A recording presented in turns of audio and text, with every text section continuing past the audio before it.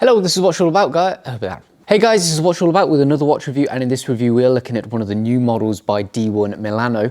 Now, they're pretty great at nailing the Gerald Genta style at an affordable price. I actually reviewed the ultra thin model, I think it must have been over a year ago now, and I was actually really impressed. From the moment I opened the box, it really did impress me for the price. So when they reached out for me to check out this model, the X-Ray, I was definitely intrigued. I mean, just look at it. It still boasts that classic Gerald Genta kind of AP kind of style, but with a very, very modern take, and with this very interesting and intriguing X-ray dial that they describe as. So is it worth it? That's the question. The price is €630 or 575 quid. Let's check it out. So let's talk about the specs first. The size is quite reasonable actually, 41.5 millimeters in diameter. Has a very, well not very, but a reasonable slender height of 11 millimeters as well, considering the fact that it's automatic with this detailed dial. That's actually pretty good. And a 48.5 mil lug to lug length. Now it is it does have an integrated bracelet. So that lug to lug length, it's not like you're going to be able to get any of the straps or bracelets on that easily. So that's pretty much set. So I've got about 7-inch wrists for reference. And I think it wears really, really nicely. The 41.5 mil diameter isn't too large, but it's just large enough to make quite a good impression, especially the fact that it's all black as well. That really does aid the impression. And the slender height, 11 mil, again, pretty impressed with that. I like to see watches as close to 10 mil as possible. This is pretty darn close, I'm sure you'll agree. So yeah, really easy to wear with a suit as well, because at the end of the day, this is kind of like a bit of a smart dress watch, more than a casual watch. So it's definitely designed to wear with a suit or under a cuff or a shirt or something like that. And I think it wears very well in those circumstances. The weight is 157 grams actually, so that's quite reasonably weighty for a watch like this. It's not too heavy so as to be uncomfortable, but it's heavy enough for you to realize that you got some decent quality on. And I've actually found it's so comfortable to wear. I'm usually a bit of a sucker to take watches off when I'm at my desk, but this one I've found to be comfortable enough that I'm happy just to leave it strapped on whilst I'm at my desk. So that's really good. It's so comfortable to wear, you could easily wear it all day long. The warranty you get with this watch is 2 years, so that's good. You're covered for a good couple of years on that. And the movement is the Seiko NH70, and that's a movement that I don't come across too often. Mainly because it's been picked specifically for its sort of skeletonization properties. The accuracy on it is a pretty respectable 10.1 seconds a day. Again, for any mechanical movement, I like to aim for around about the 10 seconds a day mark, unless it's a much more expensive movement. So that's pretty good. We'll talk about the movement in a little bit further detail later on, but for now that's all the specs discussed. Oh, well, there's one more final spec. Water resistance, 5 atmospheres or 50 meters. Can't go wrong with that. It has a screw-in crown and a case back that's secured in with screws, so I'm intrigued why it's not higher. It could potentially, easily reach 100 meters, but there you go. This is a watch that you probably could swim in, I'll be brutally honest. But yeah, it's rated at 50 meters. All right, let's move on to the watch review aspect by aspect. Okay, so let's start off with one of the most outstanding parts of the watch, and indeed is probably its key selling point. That is the dial. Now, as you'll see, after all, this is called the X-Ray, so you can see we have some extreme skeletonization going on here. However, it's not fully skeletonized. The only bit that you can actually see through is the balance wheel. As you can see there, can you see my finger just slightly poking through? Everything else is, in actual fact, just merely an exposed top bridge, if you will, but we do have this quite interesting sort of pattern with waves almost coming outwards from the balance wheel outwards to the right hand side there. Very interesting design. Certainly does look good up close as well, but obviously we'll have a look at that in closer detail with the macro later on. It's a good feast for the eyes. One negative, I must say straight away, is legibility is quite poor. As you can imagine, it's all black, there's no lume either. The hands and the hour markers all blacked out. I mean, it does look cool, it's got that going for it, but at a glance, it is a little bit difficult to read, I'm not gonna lie. And I've got fairly good eyesight, especially at sort of like far away, at an angle, you know, there's so much going on. Yes, it is cool to look at, but if you try and tell the time right now, for instance, it can be a little bit difficult. So that is one negative to keep in mind, basically. However, you know, that is probably one of the only negatives going. I suppose it's a pretty big negative because yes, it's a watch and it's created, its sole existence is to tell the time. So if you can't do that very easily, then yes, that is a shame. But there we go. Apart from that though, really nicely made, nicely manufactured, lovely detailing as well. And as you can just see, it looks so cool. It's a good design. It's not the kind of design that you see too often either. You know, I really like this, this interesting applied skeleton almost on top of the top of the movement. So really nice touches there. If we get in a little bit closer, you'll see our hands and our hour markers surrounding the outside. Hour markers have some nice depth to them as well. And the hands are pitched too. So again, despite their, you know, difficulty in reading the watch, when you look at it up close, there's so many details to it. It does have so much depth as well. And this is a quite impressive thing to have so much depth on a watch that's only 11 millimeters deep as well. So they've done a really lovely job in creating a really outstanding dial. I'm not gonna lie. And obviously having the exposed balance wheel, great thing. I love seeing balance wheels. I love seeing movements in general. So that's a big plus for it. So lovely design in terms of the dial, but the legibility is a key issue. Now let's just think about the case then. So the case is fully black, as you can see, matches the bracelet itself. Finishing and polishing and manufacture is all very, very good. We have a primarily brushed finishing, apart from a couple of polished accents, namely around these four corners of the bezel. You can see it a little bit better there if I sort of get that light.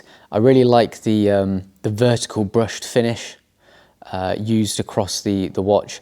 Very, very AP Audemars Piguet kind of style, maybe even a little bit Patek Philippe Nautilus kind of style as well. So it definitely is Gerald Genta inspired design. Not that there's anything wrong with that, I actually love it. I think it looks really, really great. And you know, the finishing matches it so well as well. I really like the fact that it's sort of like very angular, but also quite curvaceous at the same time. You know, there's plenty of sharp, not necessarily sharp, but definite edges, but also some very gentle curved aspects of the case itself as well. Do you like the crown as well, as you can see there? Shapely crown, great grip on it as well. You know, it's simple really, it's just a hexagon. So really easy to use. Good to, it's a screw-in crown as well, like I mentioned, easy to use, etc, etc. Moving on to the case back then. So as I mentioned previously, the case back is secured in with screws. Again, it's quite a surprise that it's only a 50 meters water resistance, but there we go. Maybe they just don't want to risk it. But the case back is relatively straightforward, really. It's an exhibition window, it has an exhibition window in the middle to show off the Seiko NH70 movement, which we'll discuss in a couple of moments. But one nice little thing is we have some information at the bottom of the lug here. Serial number, as you can see. So that's quite a funky little teaser that they've provided there. You don't see that too often on you know, affordable watches, should I say. But yeah, this case back is all brushed as well, nice and angular as well, and it just fits really nicely on the wrist. I think the bracelet is actually one of the stars of the show, and it's always the same with D1 Milano.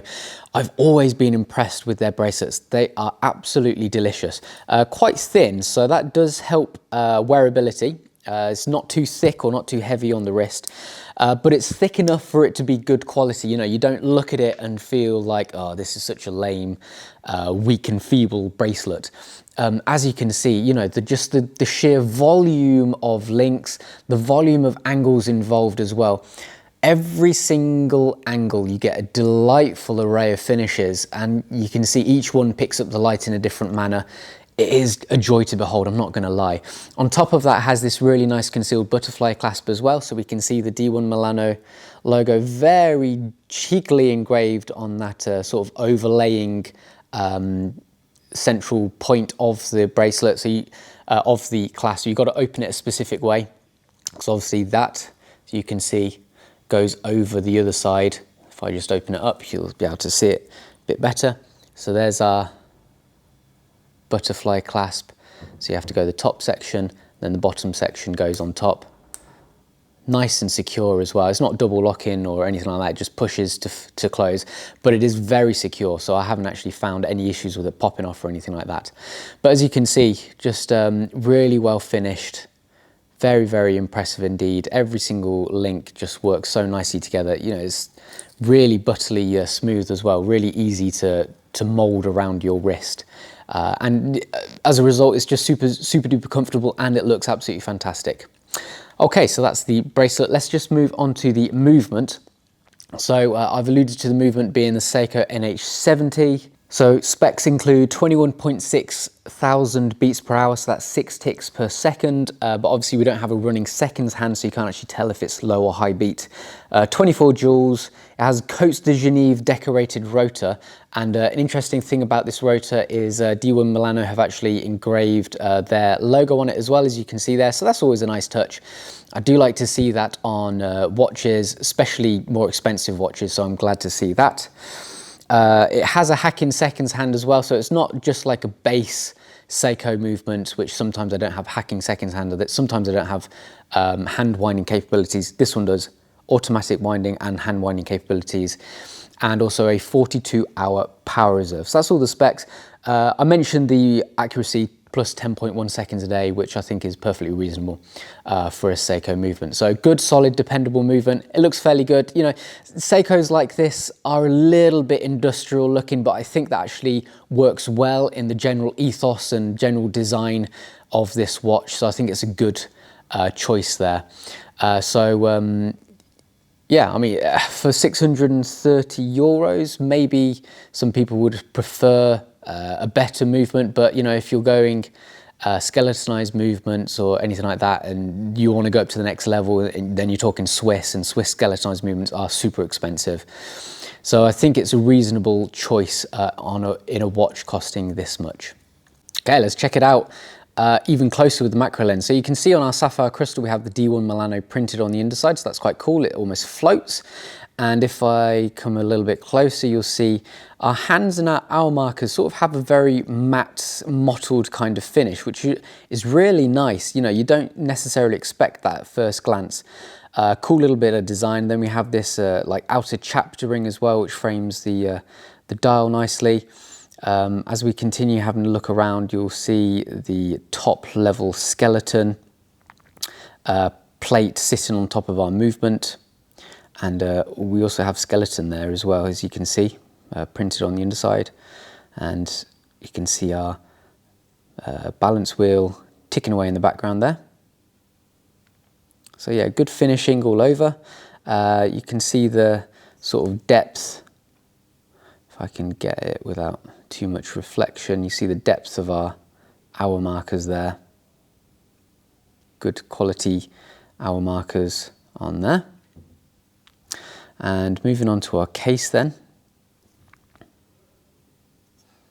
Let's see if we can get this bad boy in focus. So here's our brushed finish on the top. And our nice sharp corners of our lugs, and brushed finish around the sides as well. If we move it over this side, you'll see have a lovely little crown. Nice detailing on that as well. We have some very gentle chamfered edges, which is a nice little touch. And if we look at the top of our watch, see the vertically brushed finishing and our polished sort of top corners as well. Again, very nicely done. All good finishing. Flipping it over, we'll see our case back. Nice outwards directional finishing on that. And we see this Italian design, Japanese movement, and then a cheeky little serial number. So that's a nice bit of detailing on the back of the lug. Let's try and get a cheeky shot of the movement then. So there we can see the D1 Milano logo engraved on the rotor. You can see as well the very rustic kind of industrial finishing to the bridge plates and stuff on the movement as well. And if I can move the rotor, see the balance wheel ticking away. You can see the other side. If I wave my finger, you can see that. That's obviously one of the main windows of the skeletonized X-ray style of the watch. Now finally, let's just move on to the bracelet. So you can see here a multitude of links, all very nicely finished. Great angles, chamfered edges, just very impressive attention to detail on a watch like this. And here's the top of our buckle as well. So if I give it a wipe, it says D1 Milano, very, deeply and accurately engraved considering the size of it. If I just shut this, you'll see it's very well hidden clasp. You wouldn't even notice it was there. And the depth of the clasp, the butterfly clasp itself, is also very, very quaint. So it fits really nicely on the wrist. Okay, there we go.